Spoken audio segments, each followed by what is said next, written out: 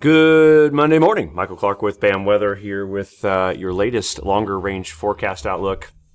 Been a minute since I've been on to do one. We've been super busy with snow coming through all of our main client focus areas, really, and keeping me at least busy with lives and all that stuff. So we're going to be talking about the forecast heading forward here today, back half of December, first half of January. What's winter going to do? The data says one thing. Our opinions say another. We're going to get into that. We're going to talk about it. Make sure to subscribe to the channel if you haven't and share it with a friend. This is snow here over the last 3 days. A couple of good clippers went through. All right. A couple of good systems. Season total here really stacking up across central Iowa. Almost 30 inches of snow already. And we're only 15 days in to winter. It's crazy.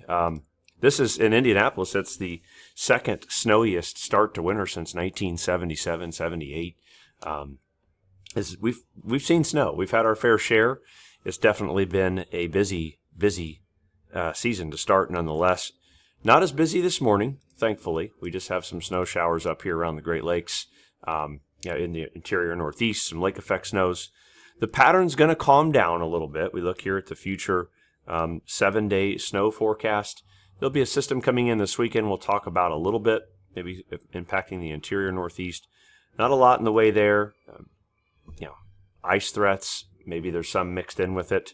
The rain forecast will be highest, if you will, across portions of Kentucky, Indiana, the Ohio Valley, if you will, Tennessee Valley there into the weekend.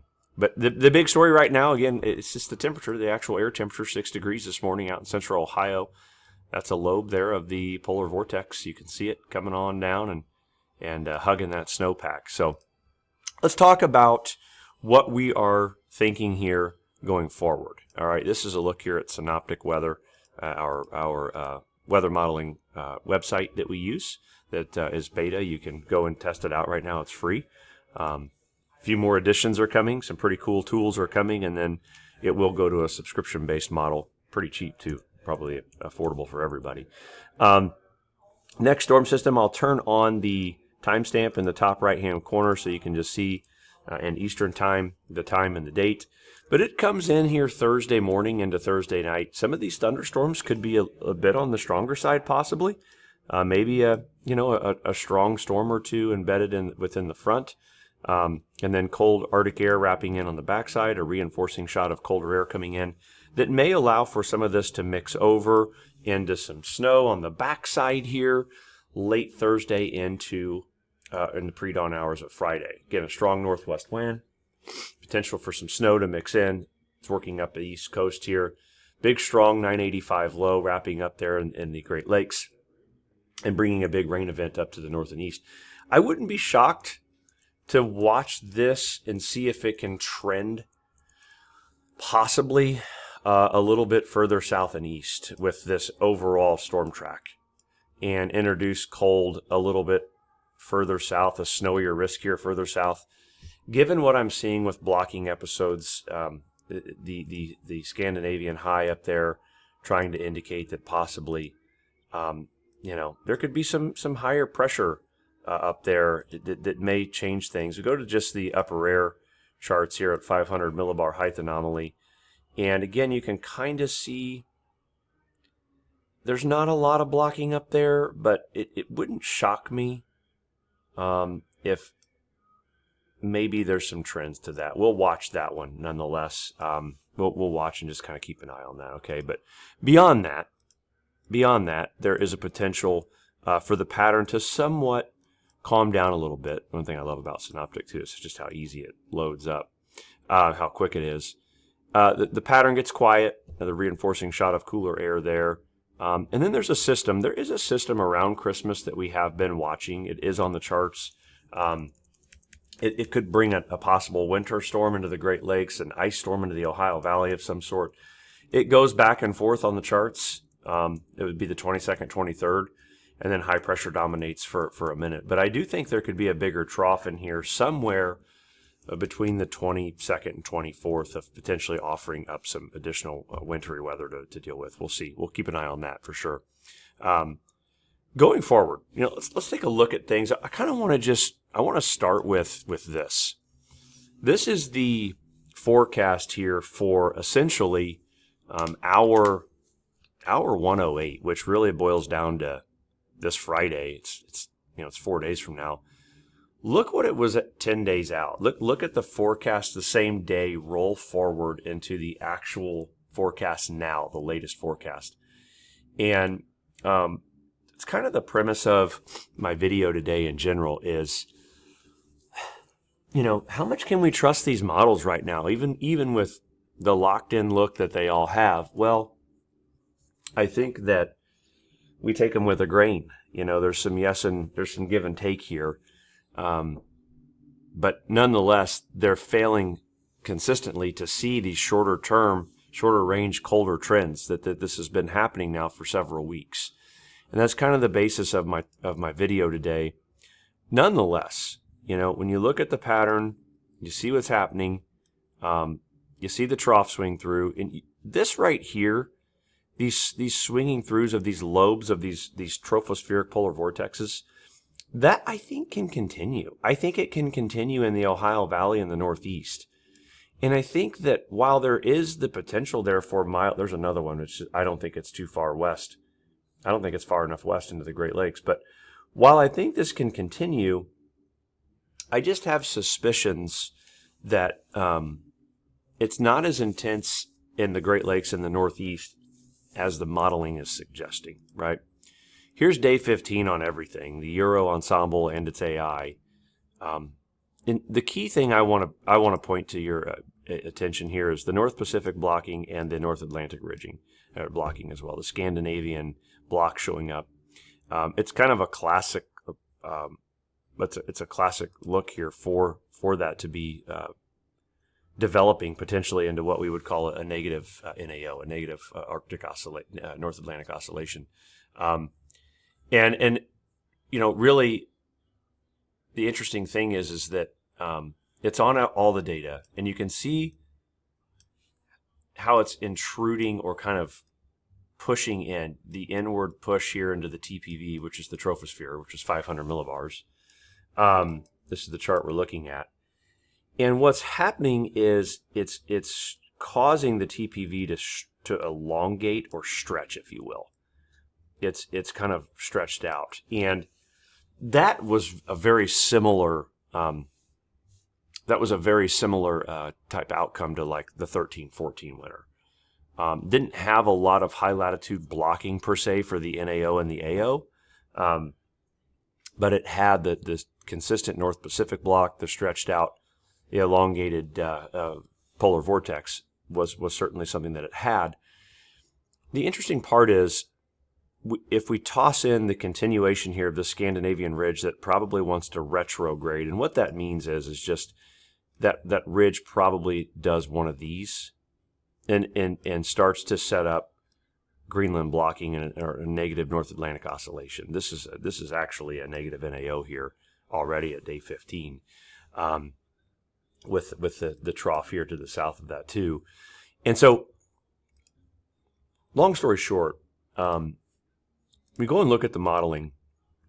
All right, you look at the EPS, look at the NAO here, and this is trends of the last several runs. Continues to trend more and more negative each time it gets further out into the run here. The forecast starts to roll forward, and also some indications of a downward trend in the Arctic oscillation. In fact, there's some data that's trying to suggest some higher pressure would set up along the in the northern hemisphere as well, maybe helping to dislodge some of this cold air.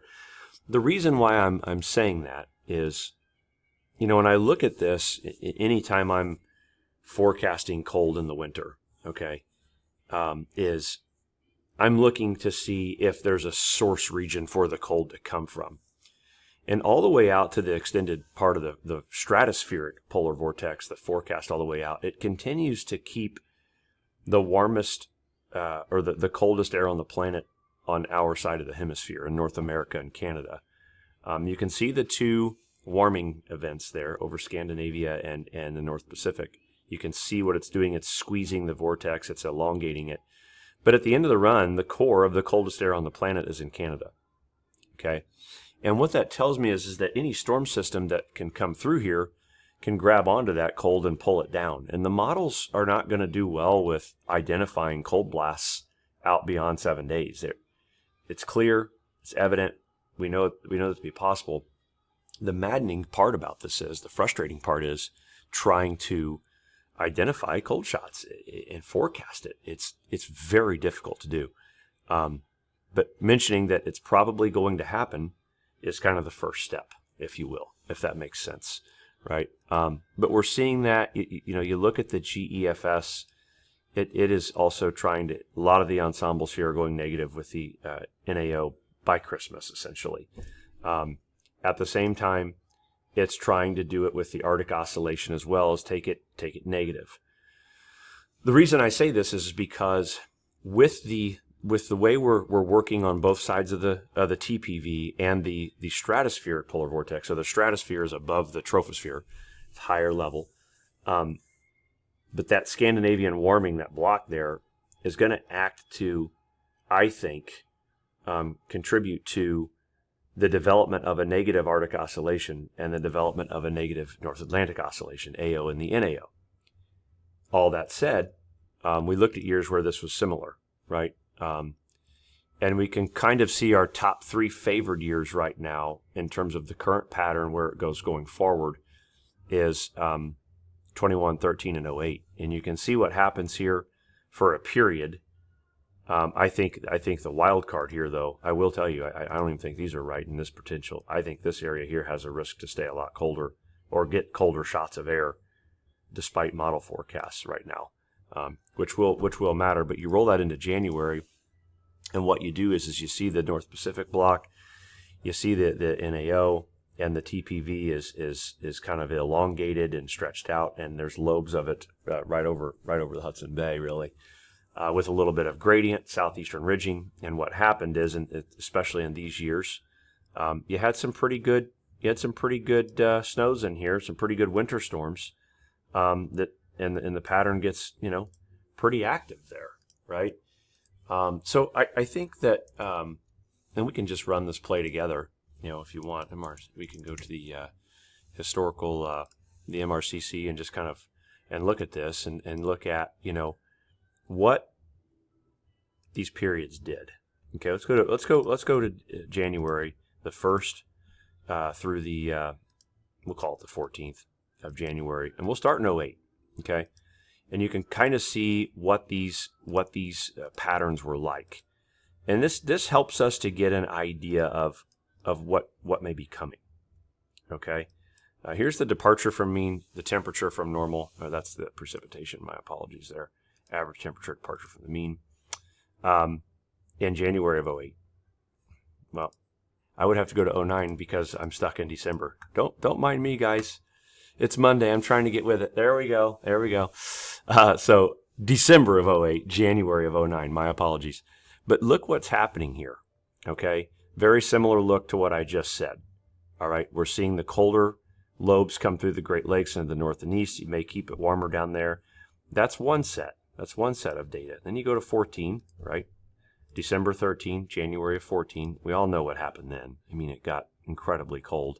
These are departures here that are 6 to 12 degrees below the average. The eastern U.S. got really cold. And then we did it again in 2022. Okay? December of 21, January of 22. All right? And we brought the cold down again. The interesting thing about these years, when you look at the snowfall, right? Let's see what they did here at the snowfall. You had a couple of deep south systems here. Okay? Didn't get much snow in the Ohio Valley. That hasn't necessarily been this year. How about in 14? Well, I can tell you in January of 14, we had one of our biggest snowstorms ever here in Indianapolis. And you run the gamut here of 400 to 700% of the normal snowfall, right? And then you go into 09. And again, I just want to walk you through these so you can kind of see maybe the general idea that we're kind of thinking about. All right, a little bit of a northern, more of a northern stream piece here for snowfall, but nonetheless, these 3 years generally indicate that winter can swing back through And the reason I believe that this can be the case is what we're seeing here. The other thing I want to point your attention to that the models are just not doing well with is the reflection of the tropical forcing forecast. What I've done here is compared December of 13, January of 14 to the up and coming forecast. The RMMs right now, the primary tropical forcing is in the Indian Ocean, which is why we're seeing the warmer weather right now. The RMMs saying this phase 8 stuff is not right now. But what you can see in the forecast going forward is the movement like this again across the Pacific, the equatorial Pacific. This gets us out here to the end of December. Okay, you look here at 13. I want you to look at the evolution to this. Look at the convection that developed around 120. Okay, all right, one more like 150. Similar looks here on the EPS weekly. The outgoing long wave radiation, okay, again, a similar look overall. Note in 13-14 we had a strong westerly wind burst. We're seeing indications of that showing up on the modeling here as well. The idea is that, to me, is this can drive home the potential for the North Pacific block to possibly re-engage, and that westerly wind burst along with the tropical forcing, I think, could look at potentially bringing that negative EPO back, or that North Pacific block a little bit more over Alaska versus where it is right now. Okay, and again, there are indications of that being possible. This is the EPO off of the EPS. It is not necessarily super excited about that. The GEFS trying to come up with an idea. The Canadian, it's not really having it either. Point being, this is why the modeling is so warm. I think that it is, I have to get some of these to work, it's frustrating.